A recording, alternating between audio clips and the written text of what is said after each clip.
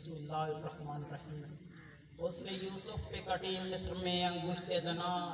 حسن یوسف پہ کٹی مصر میں انگشت زنا، سر کٹاتے ہیں تیرے نام پہ مردان عرب۔ حاضرین محترم، میرے جیسا کم علم اور کم فہم طالب علم بلا اس عظیم ہستی کی شان کے بارے میں کیا گفتگو کر سکتا ہے کہ جس کی عظمت خالق کائنات کی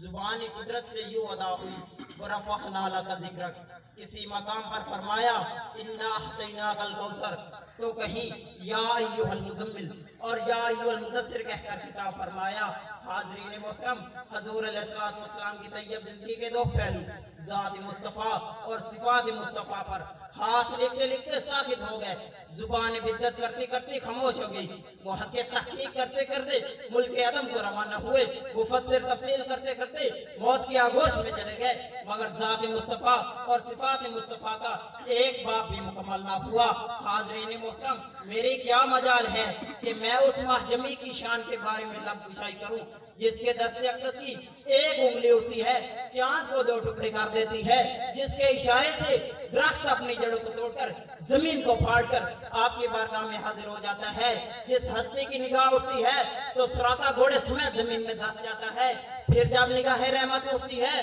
تو گھوڑے سمیت زمین سے نکلنا شروع ہو جاتا ہے، جس پیکر نور پر طائف کی بستی میں ظلم پہ پہاڑ توڑ گئے مگر زبان مقدس سے بد دعا تک نہیں نکلی۔ دعا مانگی الہی قوم کو چشم بصیرت دے، دعا مانگی الہی قوم کو چشم بصیرت دے، الہی رحم کر ان پر انہیں نور ہدایت دے۔ یہ حالت ہی نے رکھا ہے صداقت کے خلاف ان کو،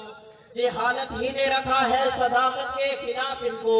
بیچارے بے خبر انجان ہیں کر دے معاف ان کو۔ حاضرین محترم، حضور علیہ السلام کی رحمت کا یہ عالم تھا کہ آپ نے ایک تھپڑ مارے بغیر حضرت عبداللہ بن عباس جیسے مفسر قرآن تیار فرمائے، جن کی تفسیر قرآن سے دنیا قیامت تک استفادہ کرتے رہے گی، اور بحیثیت جرنیل ایسا سپاہ سالار پیدا فرمائے کہ زمانہ جنہیں خالد بن ولید کے نام سے جانتا ہے، سچائی کی تربیت دی تو صدیق اکبر بنا دیا، عدل کا درس دیا تو فاروق اعظم بنا دیا، سخاوت کی نگاہ اٹھائی تو عثمان غنی بنا دیا، اور مکتب شجاعت میں علی شیر خدا بنا دیا۔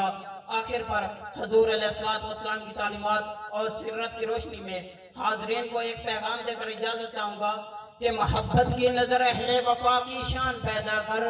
کہ محبت کی نظر اہل وفا کی شان پیدا کر، بلندی اور پستی کی ذرا پہچان پیدا کر،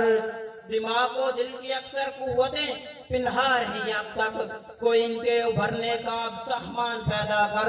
نہ ہو ماحول سے مایوس دنیا خود بنا اپنی، دلوں میں حوصلے اور حوصلوں میں جان پیدا کر، تجھے تیری گزشتہ سر بلندی پھر سے حاصل ہو، تجھے تیری گزشتہ سر بلندی پھر سے حاصل ہو، وہ حکمت، وہ ہنر، وہ ذوق اے نادان پیدا کر، اور ضرورت ہے کہ ماضی کی طرح روشن ہو مستقبل، کوئی خالد، کوئی بوذر، کوئی سلمان پیدا کر۔